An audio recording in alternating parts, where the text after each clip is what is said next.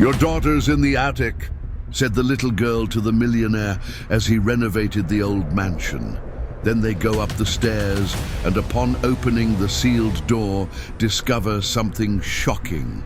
The auctioneer's gavel fell for the third time as Arthur Thompson, 52, raised paddle number 47, $300,000. It was a hefty sum for a century-old mansion that hadn't seen renovations in decades, but something about that property in the historic district of a bustling city had inexplicably captivated him. Perhaps it was the desperate need to occupy his mind with anything but the memories of Sarah, his wife who had passed away 3 years prior, leaving him lost in a modern apartment that no longer felt like home. "Congratulations, Mr. Thompson," the auctioneer said, extending the papers for signature. "A beautiful property with lots of historical potential." Arthur nodded, signing the documents with the same resolve he used in his business dealings. As the owner of Thompson Agri-Supply, a family-owned agricultural machinery business he had built over 20 years, he was accustomed to making quick, profitable decisions. But this purchase had nothing to do with profit. It was a desperate attempt to find a new purpose, something to fill the void that had consumed his days since Sarah's passing. The mansion stood on Eldridge Avenue, one of the historic district's most traditional streets. 3 stories of exposed brick, wooden windows with colorful transoms, and a front garden dominated by 2 towering oak trees that seemed like silent guardians of the estate. The property had belonged to the Vanderbilt family since 1890, but the last heirs had abandoned the house 15 years ago, leaving it to time and neglect. Arthur arrived the next morning with a cleaning crew and an architect. He wanted to start restoration work immediately, anything to keep his mind busy and away from the dark thoughts that had haunted him for months. His meticulous and pragmatic nature, traits that had made him a successful businessman, now served as armor against the pain that insisted on surfacing whenever he let his guard down. It was while inspecting the side garden that he heard the first cry. Sir of the house, your daughter's upstairs." Arthur turned, searching for the source of the high-pitched, desperate voice. He found a little girl, no older than 4, with disheveled brown hair and worn clothes, standing on the other side of the iron gate. Her dark eyes shone with a disturbing intensity for someone so small, and in her slender arms she held a porcelain doll with a faded blue dress. "What did you say?" Arthur asked, approaching the gate. "Your daughter's in the attic," the girl repeated, pointing to the mansion's 3rd floor. "She's calling. I hear her every night when I walk by here." Arthur frowned, observing the child with a mix of confusion and concern. "Little girl, I don't have a daughter, and I don't live here yet. Where are your parents?" The girl lowered her eyes, clutching the doll against her chest. "I live with Grandma Dorothy. She's working."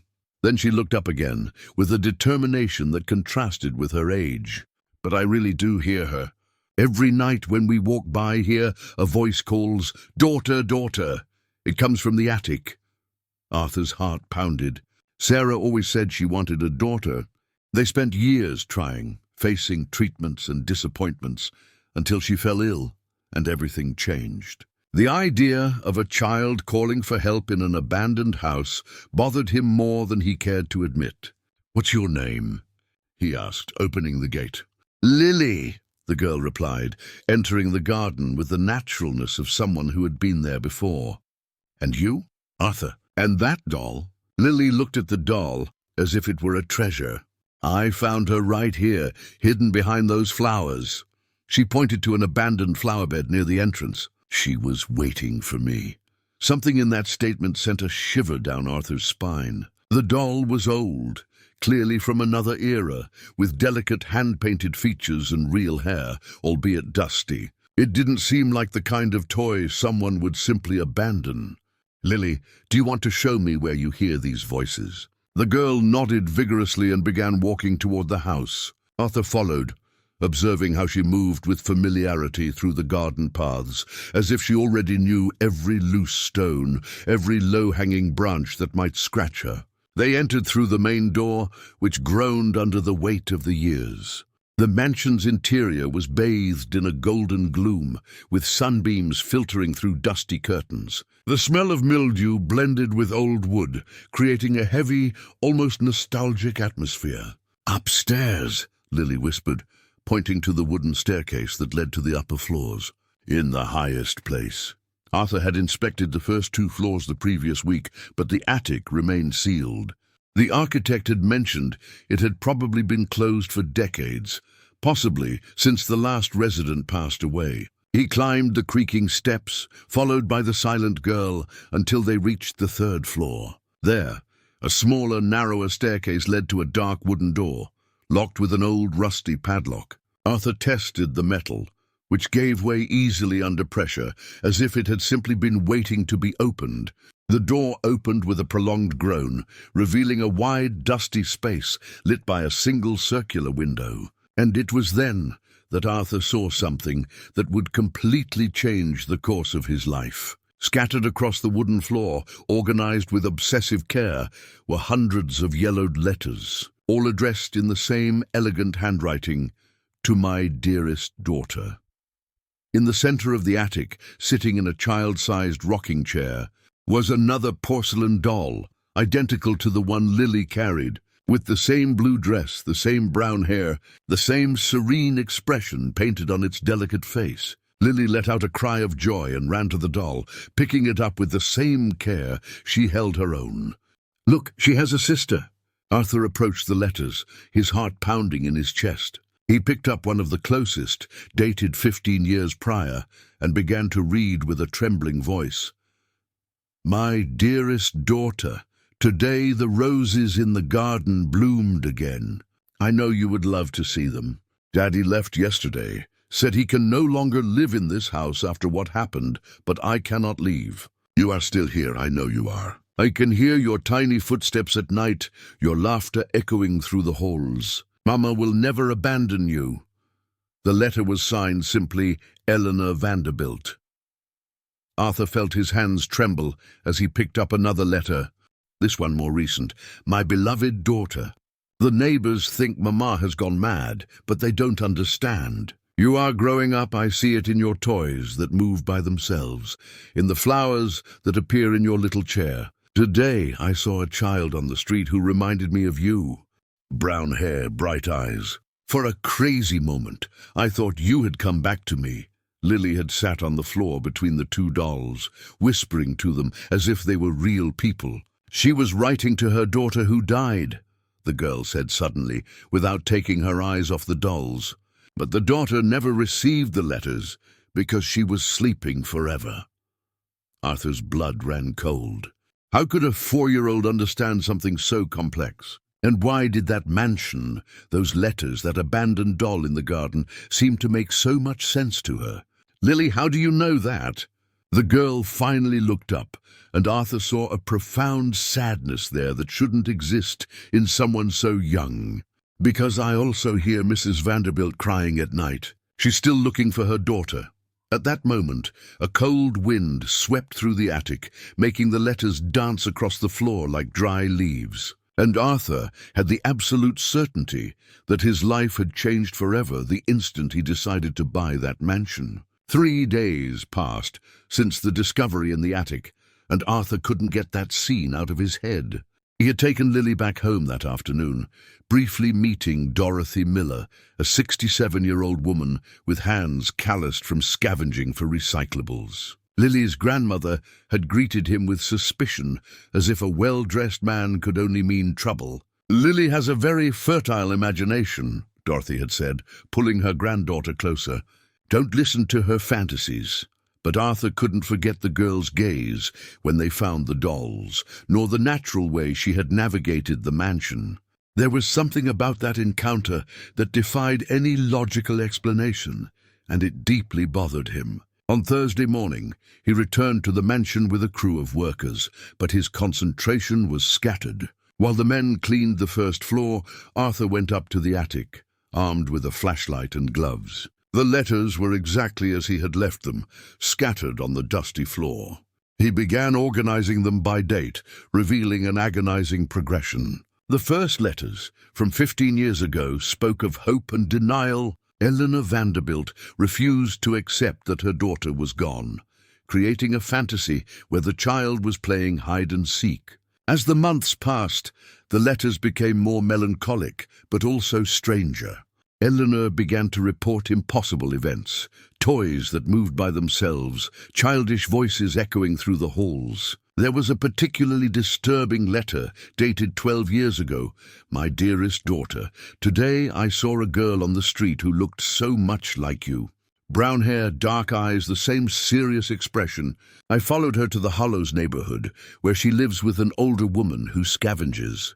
For a crazy moment I thought of approaching her, of pretending she was you. But I didn't have the courage." Arthur dropped the letter, his heart pounding. The Hollows. That was exactly the neighborhood where Dorothy and Lily lived. Coincidence? Or had Eleanor really seen Lily when she was a baby? A noise downstairs pulled him from his thoughts. Voices rose in discussion, followed by heavy footsteps climbing the staircase. Arthur pocketed a few letters and went down to investigate. On the second floor, he found his workers gathered around a well-dressed man, gesticulating irritably. The man was about 45, had graying hair, and wore an expensive suit. "Mr. Thompson, I presume?" the man said, extending his hand with a smile that didn't reach his eyes. "Clifford Morgan, owner of Morgan Antiques Emporium. I heard you acquired this property at auction." "That's correct," Arthur replied, cautiously shaking the offered hand. "How can I help you?" "Actually, I came to make an offer. This mansion has great historical value, and I have several clients interested in acquiring it for preservation. I could offer $400,000, a guaranteed profit for you." Arthur studied Clifford's face, looking for clues about his true intentions. "I appreciate the offer, but I'm not interested in selling. I plan to restore the house and live in it." Clifford's smile wavered slightly. "I understand the sentimental attachment, but this house has history. Perhaps it's not the best place to settle down. The Vanderbilt family suffered terrible tragedies here." "What kind of tragedies?" Clifford hesitated, as if carefully choosing his words. "Eleanor Vanderbilt's daughter suffered a severe domestic accident. She fell from the staircase when she was only 6 years old. Eleanor never recovered, spending the last 15 years of her life talking to ghosts, writing letters to a child who wasn't there anymore." Arthur felt a pang in his stomach. "How do you know all this?" "In a city like this, stories tend to linger. Besides, my grandfather knew the Vanderbilt family well. They were close neighbors." Clifford looked around, as if evaluating something specific. "Mr. Thompson, may I be direct? This house holds secrets that perhaps are better left buried." Before Arthur could respond, a child's voice echoed from the garden. "Mr. Arthur!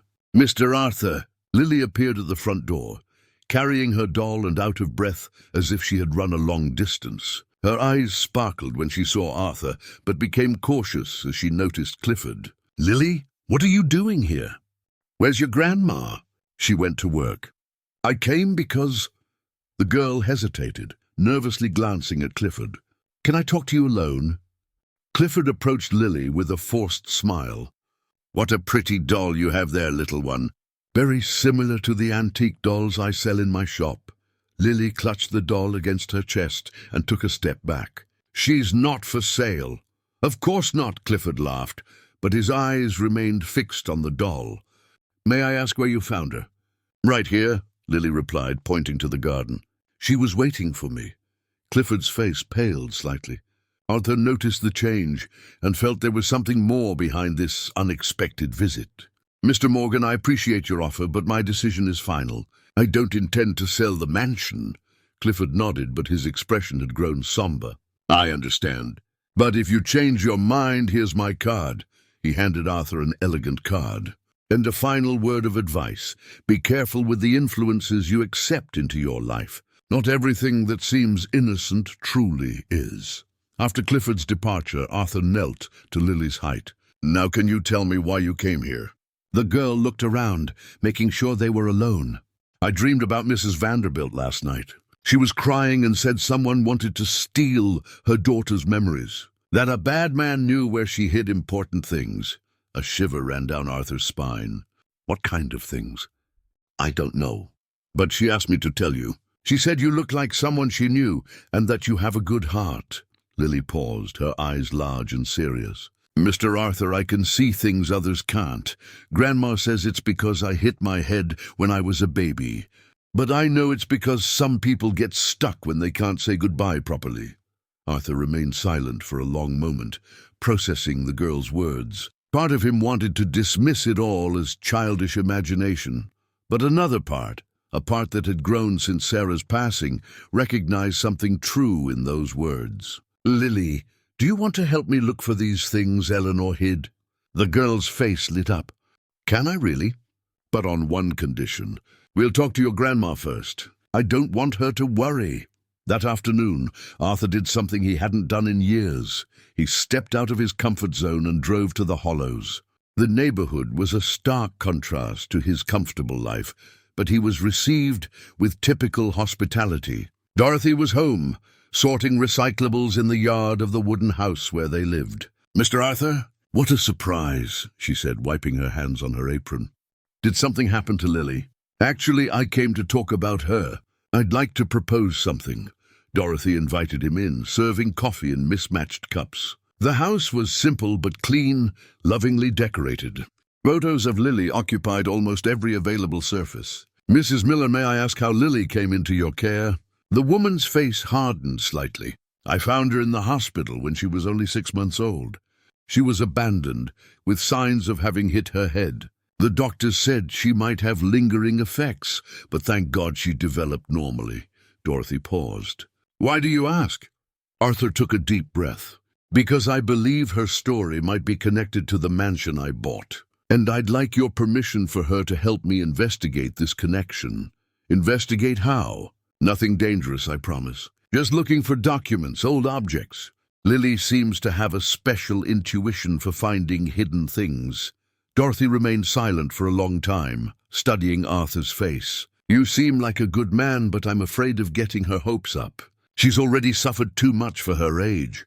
What kind of suffering? Constant nightmares, talking to people who don't exist, sometimes staying melancholic for days without apparent reason. The doctors say it could be a consequence of the head injury, but I think it's something deeper.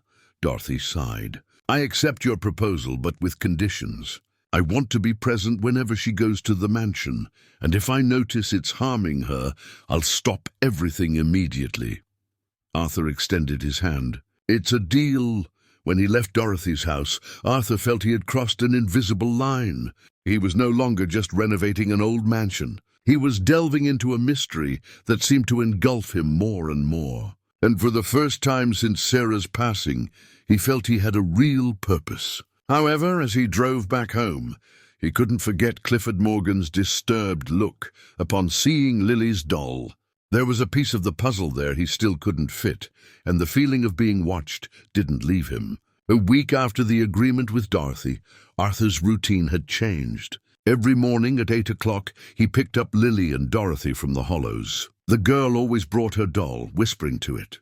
She says we're going to find something important today, Lily announced on Monday morning. Who says? Dorothy asked. Clara, Lily replied. That's the doll's name. She tells me things.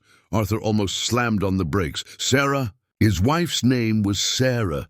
Coincidence, or another piece of the puzzle that seemed to be forming around him? He decided not to comment, but mentally noted this strange connection. At the mansion, work progressed slowly. Arthur had slowed the pace, using the renovation as a pretext to investigate the Vanderbilt family. Lily moved through the house with impressive familiarity, pointing out structural problems before they were discovered. That girl has a keen eye, commented John, the foreman. Looks like she knows the house better than us. That morning, Lily led Arthur to a wall in the master bedroom. The girl pressed a few bricks in sequence, and a section gave way, revealing a secret compartment. How did you know that?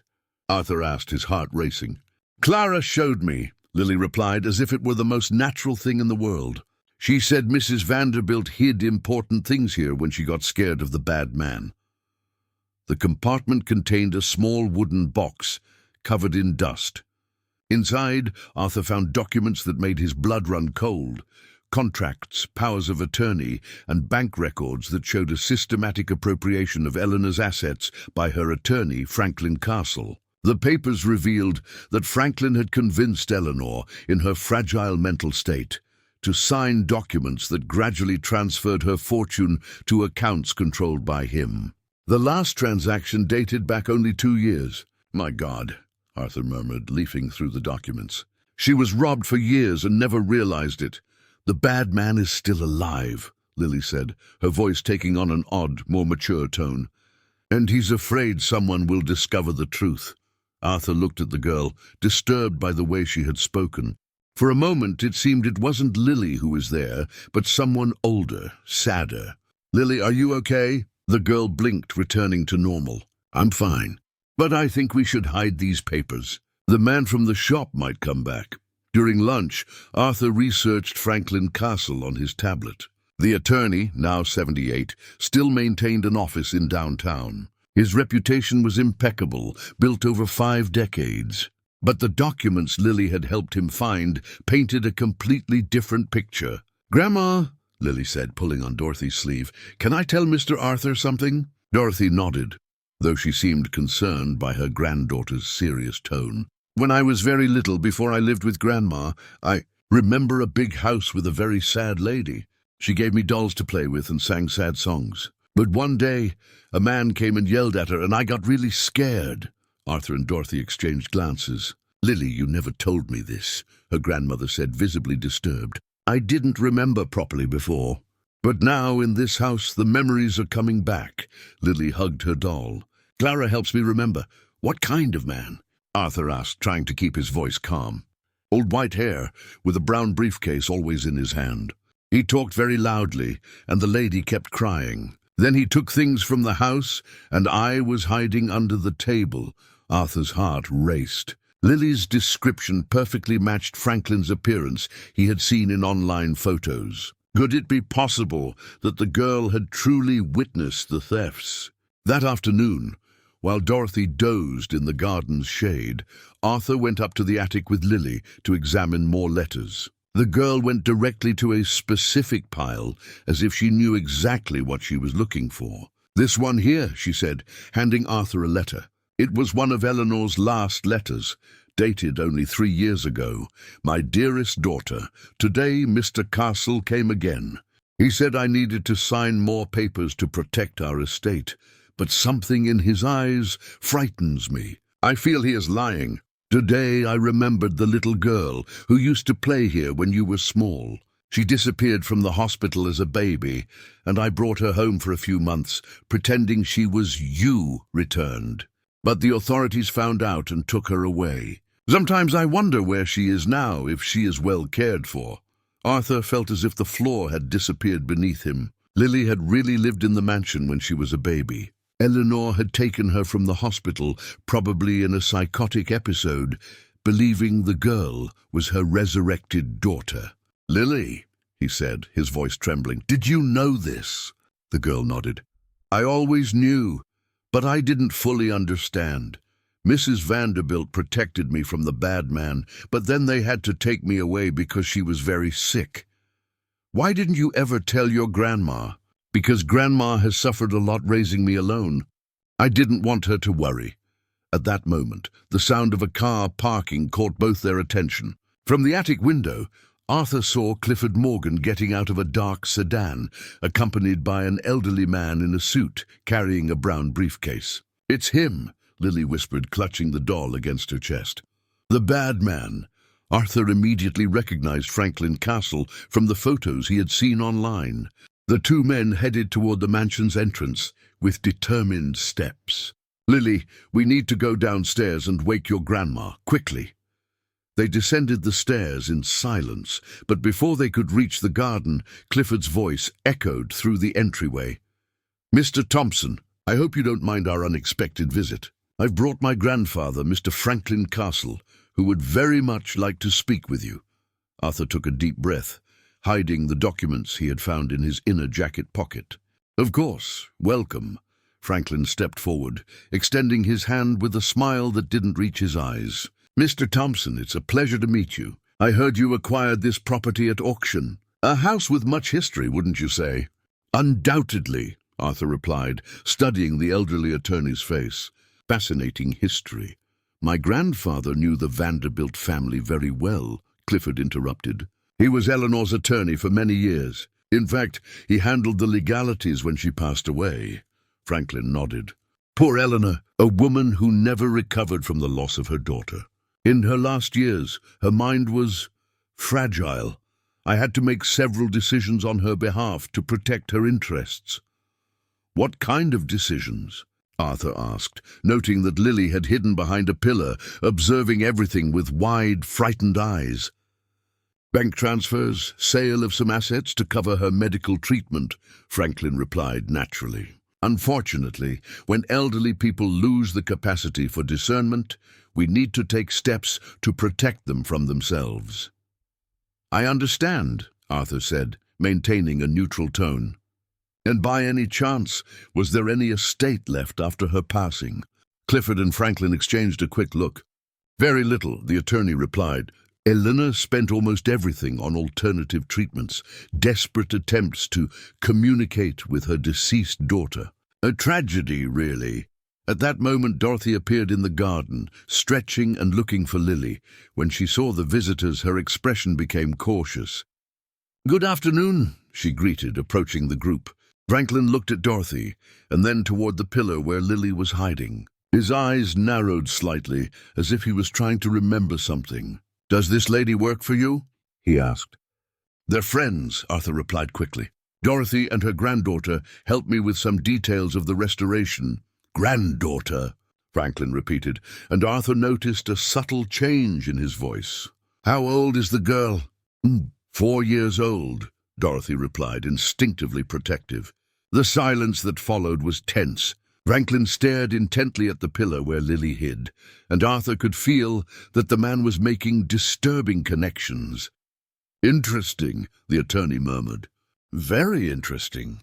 Clifford noticed the tension and smiled stiffly. Well, we don't want to interrupt your work, Mr. Thompson. We just wanted to introduce ourselves and offer help concerning the house's history. I appreciate it, Arthur responded. But I'm sure we'll manage to find out everything we need. After the two men left, the atmosphere was thick with tension. Lily came out of her hiding place trembling. He recognized me, she whispered. The bad man recognized me. Arthur knelt to the girl's height. Don't worry, I won't let anyone hurt you. But even as he spoke, he knew the situation had become much more complex and dangerous. The documents in his pocket were evidence of serious crimes, and now Franklin knew that the only living witness to his actions was back at the mansion where it had all begun. The following days were tense at the mansion. Arthur had installed security cameras, but the feeling of being watched didn't leave him. Lily had also changed, becoming quieter, often conversing with her doll, Clara, as if receiving urgent instructions. She says time is running out, Lily murmured on Thursday morning. The bad man is going to try to do something bad. Arthur had consulted a lawyer friend about the documents, who confirmed they were solid evidence of fraud. But he also warned that Franklin had powerful connections in the local judiciary, making any legal action complicated. That morning, Dorothy arrived at the mansion with a worried expression. Mr. Arthur, last night 2 men showed up at my house asking questions about Lily. They said they were social workers, but something didn't feel right. Arthur's heart pounded. What kind of questions? They wanted to know about her mental health, if I had guardianship documents, if she had any problems that would warrant institutionalization. Dorothy held Lily's hand. I'm afraid they want to take her from me. Arthur understood Franklin's strategy. If he could question Dorothy's capacity as guardian and Lily's mental stability, he could discredit any future testimony. We'll all stay together today, Arthur decided. I won't leave you alone. But fate had other plans. Around noon, Arthur received an urgent call from his company. A client was threatening to cancel a multi-million-dollar contract if he didn't attend a meeting in 2 hours. I need to leave for a few hours, he told Dorothy. John and the workers will stay here. Don't open the door to any strangers. An hour after his departure, an official car parked in front of the mansion.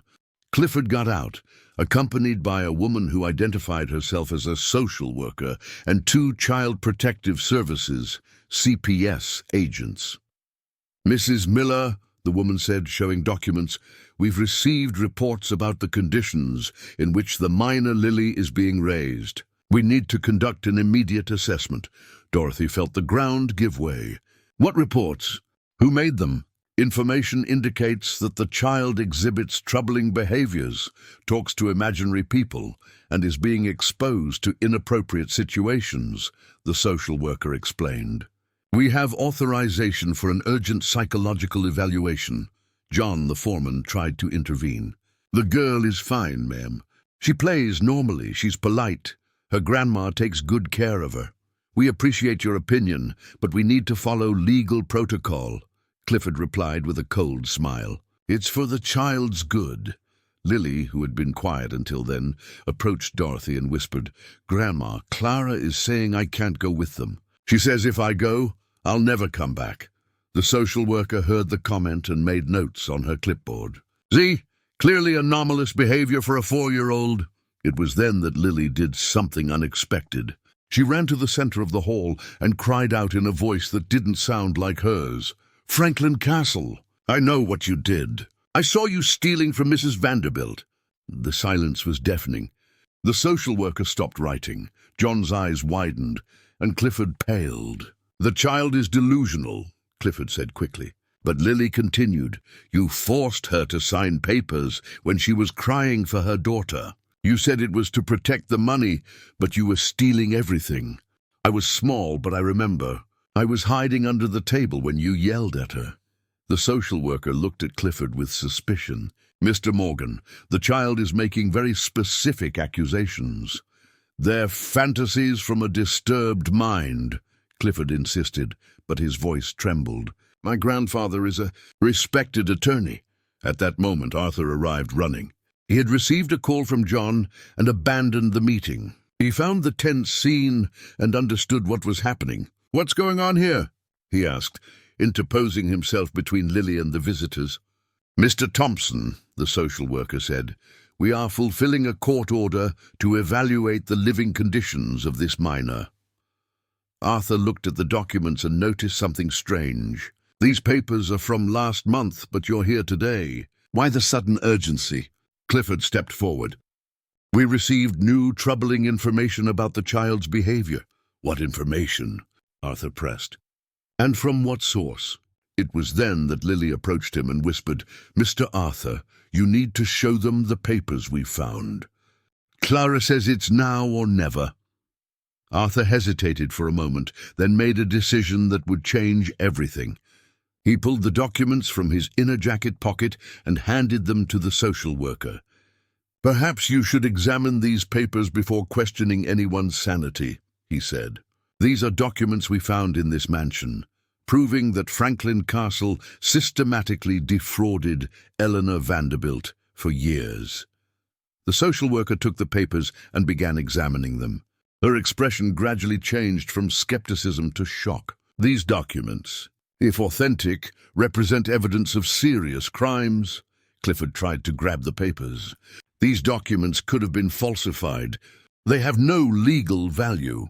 "Actually, they do," said a new voice at the mansion's entrance. Everyone turned to see a man of approximately 60, well-dressed, accompanied by 2 court officers.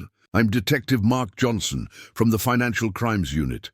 We received an anonymous tip about fraud involving attorney Franklin Castle." Clifford backed away, visibly nervous. "This is a misunderstanding. My grandfather. Your grandfather is already being brought in for questioning," the detective interrupted. "And you will also need to accompany us for clarification." It was then that something extraordinary happened. A gentle breeze swept through the mansion's hall, even with all the windows closed, and a sense of peace filled the air. It was as if an immense weight had finally been removed from those century-old walls. 3 months later, the story had fully unfolded. Franklin was convicted of fraud, ordered to return the stolen money. Clifford also faced legal consequences. But the biggest surprise came when the lawyers responsible for the estate made an extraordinary discovery. Eleanor had left a secret will, bequeathing her remaining fortune to the dark-eyed girl who brought light to my darkest days. The description left no doubt. It referred to Lily. "It's impossible," Dorothy murmured. "How could she have known?" Arthur, who had become close to the Miller family, smiled. "I think some people can see beyond what our eyes can perceive." Eleanor's inheritance, after restitution, amounted to almost $2 million. Lily had become one of the wealthiest children in the local area. But more important was what that discovery represented: confirmation that she had been special to Eleanor. Arthur used part of his fortune to create an education fund for Lily, ensuring her the best opportunities. Dorothy could leave her job as a scavenger and dedicate herself to raising her granddaughter.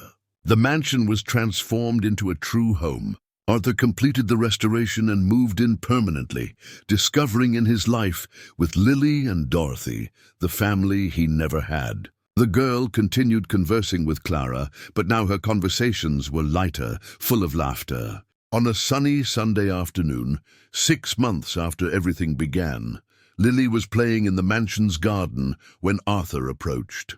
"Lily, can I ask you something? Do you still talk to Mrs. Vanderbilt?" The girl stopped playing and looked at him with her large, wise eyes. "Not anymore, Mr. Arthur. She said she can finally rest because the truth came out and because I am happy and safe." "And Clara, does she still talk to you?" Lily smiled and hugged the doll. "Clara will always be with me. But now she doesn't need to teach me sad things anymore. She just wants to play." That night, Arthur went up to the attic for the last time. Eleanor's letters were organized in boxes, preserved as a testament to a story of maternal love that transcended existence itself. But now, the atmosphere no longer carried that heavy melancholy. He went to the circular window and looked at the stars. For the first time since Sarah had passed, he felt complete. He had found a new family, a new purpose, and most importantly, he had learned that the most improbable encounters can completely change our lives. Downstairs, in what was now Lily's room, the girl slept peacefully, her doll Clara beside her. And if anyone paid attention, they could swear they heard a gentle melody echoing through the halls, no longer melancholic, but full of hope. The story of the century-old mansion had finally found its happy ending. If you enjoyed this video, please subscribe to my channel. I promise to bring you videos every day that will make your life happier. Comment what you thought of my story by giving it a rating from 0 to 10, and thank you very much.